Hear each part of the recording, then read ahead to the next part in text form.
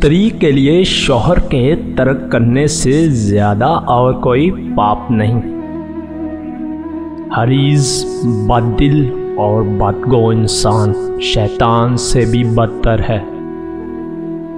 जब तक माँ बाप जीते हैं वो तेरे सरपरस्त हैं, इसलिए मुसीबत के वक्त उनकी खिदमत कर।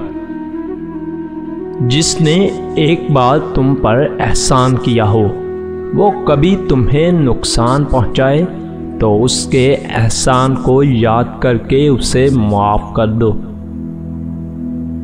मालिक का हुक्म मानना हम सब पर मुकद्दम है। तुम चाहते हो कि लोग तुम्हें भलाई से याद करें तो दूसरों को बुरा ना कहो।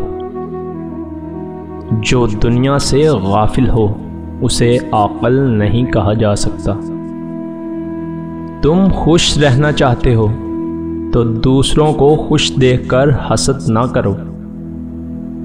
जो सोच विचार से काम नहीं लेता आखिर दुनिया उस पर हंसती है और वो फिर पछताता है।